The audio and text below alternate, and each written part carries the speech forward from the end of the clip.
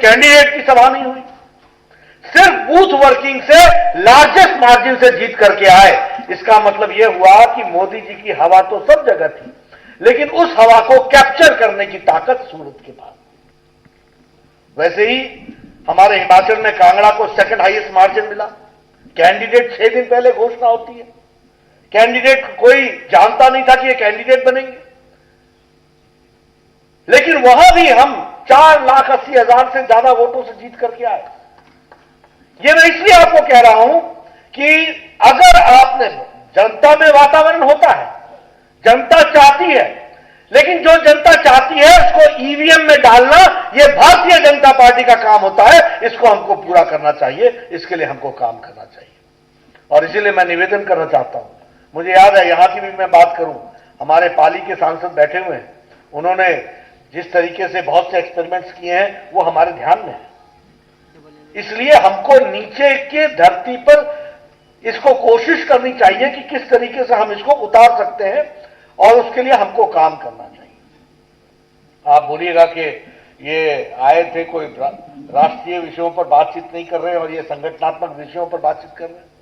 मैं इसलिए कर रहा हूं क्योंकि यह जो मूल बातें हैं जिससे भारतीय जनता पार्टी और जनसंघ खड़ी हुई, उसको वापस हमको मजबूती प्रदान करना है और उस ताकत से आगे बढ़ना है। एक बात आपके ध्यान में नहीं आती होगी शायद, आजकल हमारे नेता प्रवास भी दिन में करते हैं, शाम को वापस होते हैं। Touch and go, touch and go, touch and go, no.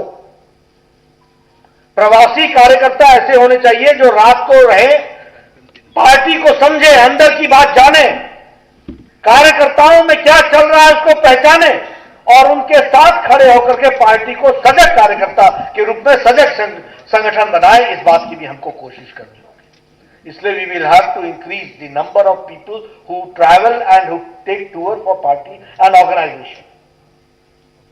मैं जो बात आपसे कर रहा हूं वो बहुत कम लोग इनकी चर्चाएं करते हैं, क्योंकि हमको लगता है कि बस हम गए, बैठक ली और बैठक लेकर के आ गए। नहीं, ऐसा नहीं होता। बहुत सी चीजें ऐसी होती हैं जिसकी जानकारी हमको इनफॉर्मल टॉक्स में मिलती है, वो फॉर्मल टॉक्स में नहीं मिलती है। और इसीलिए आपसे मैं निवेदन करना चाहता हूं कि संगठन की दृष्टि से भी आप इन बातों की चिंता और चर्चा करें। एक मैं हमेशा कार्यकर्ताओं से कहना चाहता हूं, यहां बैठे हुए लोगों को भी मैं निवेदन करना चाहूंगा, जाने अनजाने में हम ये समझ बैठते हैं कि हमें सब कुछ पता है, और यह कार्यकर्ता और नेता के स्थूल होने का, खड़े हो जाने का यह पहला लक्षण होता है।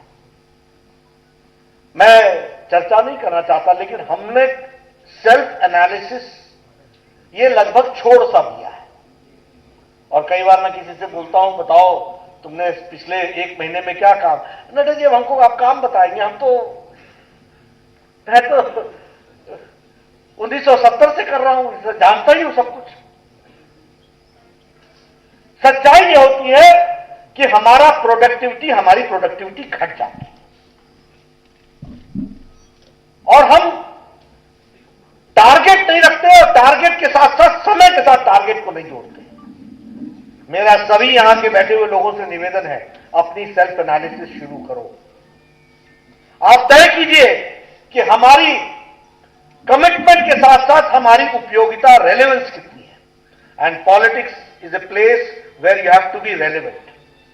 और रेलेवेंट का मतलब यह होता है कि आप पार्टी में कंट्रीब्यूट कितना कर रहे हैं, आपकी उपयोगिता कितनी है, आपकी अपने डेवलपमेंट में, योग्यता में कितना विकास हुआ है, आपकी स्वीकार्यता कितनी है। मुझसे कई लोग मिलते हैं, कहते हैं नड्डा जी मुझे 20 साल हो गए, 25 साल हो गए, मैं देखो जी मेरा कुछ आप करते ही नहीं हो। वो बेचारों को ध्यान में नहीं आता है कि वो 20 साल से अकेला चल हो रहे हैं, अकेला ही चला हुआ है।